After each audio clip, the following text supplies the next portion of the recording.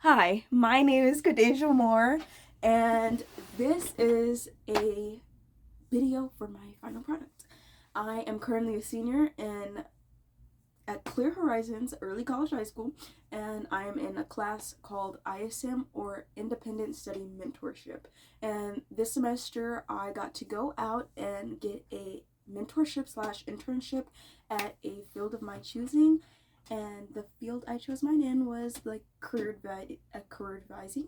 So for my final product, I decided to create a website with a um, learning aspect to it. So this video is a part of a series of videos that will go to lessons in my website. And if you're watching this, then most likely means that you are in said website. So thank you for supporting. And I hope you enjoyed it and hope you learn a little something. So this video is going to be about the very basics. We're starting off with the absolute necessities of starting when trying to find a job or when trying to get into the career field. So I have my tablet here and I will be doing the lesson from my tablet. So let's get started. So I have two example emails for us to read through, and we're gonna make this quick. Okay, so the first one starts off and it says in the subject line, "Need my grade fixed ASAP." That's already red mark number one. So let's mark it with the red pen. So there we go. And then starts off by saying, "Hey, prof," second red mark. "I just saw my grade and it is way lower than I expected. I worked really hard, so there's no way I deserve this." Third mark, "Can you change it? I need at least an A to keep my GPA up. Also, I don't think the exam was fair. Some of the questions weren't even in the notes. Fix this ASAP, please. Let me know when it's done. Thanks, John." So as you can see, Mr. John here needs a lot of work. There are a couple of things that you need to note when writing email, because when you're entering the career for field, you are going to need to write an email at some point or another. The most professional way of communication is an email. So with that in mind, you need to know what to do and what not to do. This email, we see all the red, it is a perfect example of what not to do. He starts off in his subject line. Now the subject line is what you want to get your recipient's attention. It is the first thing that they're going to see when they open their inbox. So you want it to be very precise and to the point of what your email is about. So for John, his email was about getting his grade fixed. But instead of being more polite about it and saying, "Oh, like my grade," or something grade related that was still polite, he put, "Need my grade fixed ASAP." In what world is that professional? It's not. So instead of "need my grade fixed," he could have said something like "grade inquiry." When in doubt, put inquiry. If you don't know what's going on, put in inquiry. Let's say, for example, you need help with your report or something. Report inquiry. Call inquiry. Customer inquiry. Very concise, very helpful. And then let's come over here to the very start off line. "Hey, prof." Firstly, why are we saying "hey" to our professor?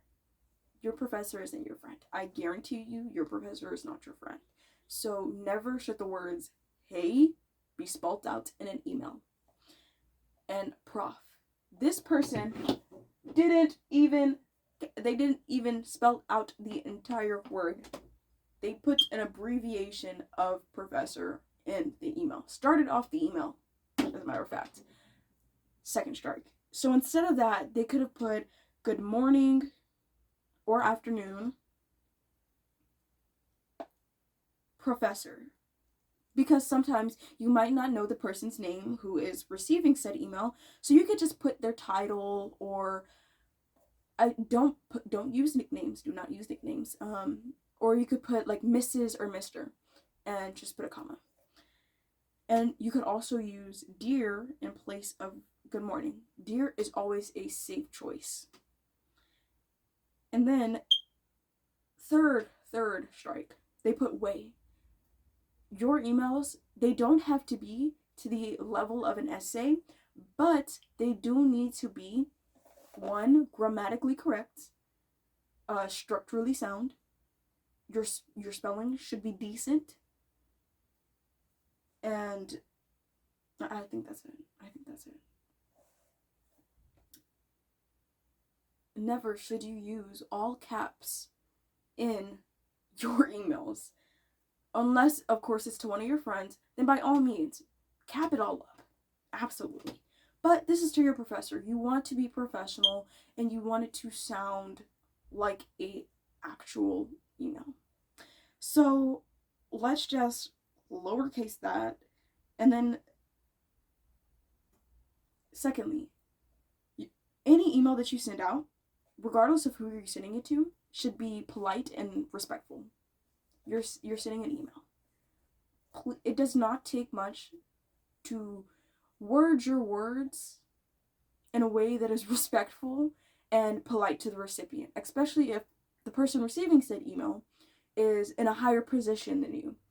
You want to show your seniors the respect that they deserve.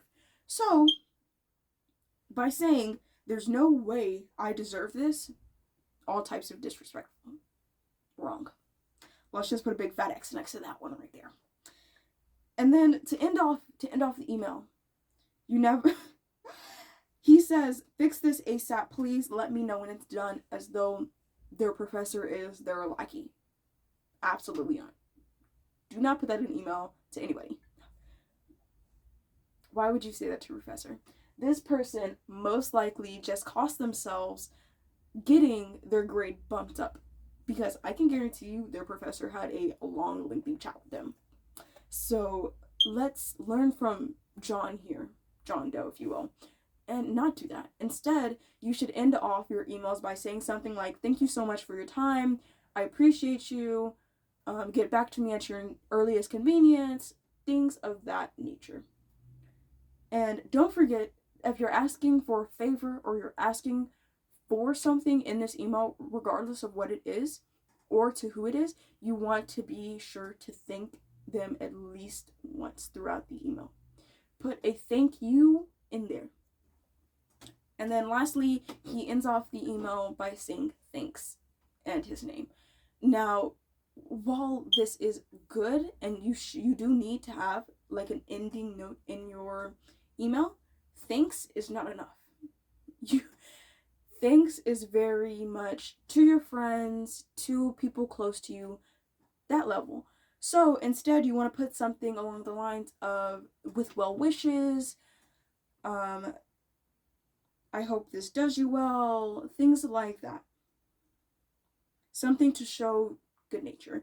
And also, you want to have your own professional email, so not anything school or work related, your own personal email.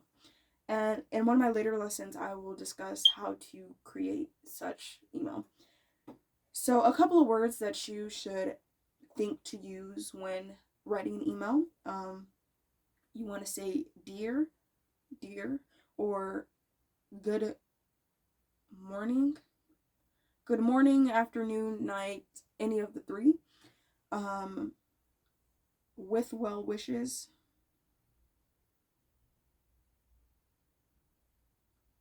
And a big one, thank you. Being polite costs you nothing, and it can get you very far away. So just go ahead and suck up. It's okay. I promise you, you saying thank you more than once does not make you look bad. I promise it doesn't. So, to come over to give you a few do's and don'ts. So do be polite. show respect,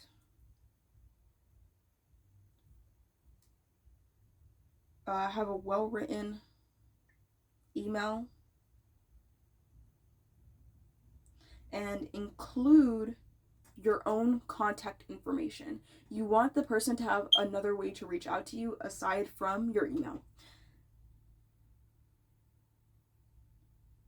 So that's where your own, like, and I also discussed this, and I'll also discuss this in a later video of how to make your own ending footer. So don't be rude, demanding,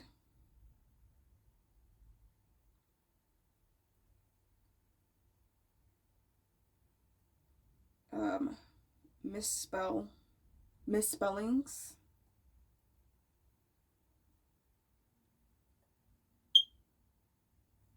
and then is there anything else that you might think would be bad? Let me know. And then coming over to the good email, we're going to run through this because it's a good email. We don't have to worry about this one. So they start off by saying, "Dear Miss Roberts," and this one did not have a subject line, so I would not know what their subject line would have been. So, "Dear Miss Roberts," that's good. "I hope this email finds you well." That's good. "My name is Ayana Patel." Amazing. "I'm a student in names class." Great. "I'm writing to request a leave of absence. I've been advised by my doctor to rest for 3 days, therefore I will not attend I have attached for medical copy. Thank you for your understanding." Boom. So they did everything right in this email. They started off, "Dear so name, I hope this email finds you well," making sure that being polite, kind, because they're about to request something. "My name" is stating their name and how they know the person. So, like, if it's your professor, of course, you're going to be like, "Oh, I'm such and such student from such class at such period and such time." And stating immediately what you're writing the email for. You want your emails to be short and concise. You don't want your emails, especially if you're asking something, to be very long. No one wants to read an essay in an email. Your email should not be more than 2 paragraphs. Unless it truly calls for you to have that much information. Unless you're like giving a bunch of information, you should not have a bunch in the email. So a couple of sentences, and then they give the reason, "Thank you for your understanding," to end it off, and then sincerely their name. This right here is an example of a great email. Zoom in, you guys can take a picture. So yeah, now remember, when writing your emails, emailing and calling are very similar. When you're on the phone, just be respectful, be polite. I have a couple of mock email and phone call templates for when you have to cold call someone, because cold calling can be very scary, but you guys got it, and I know you'll do great. So remember, be respectful, be polite, and be a great human. Bye!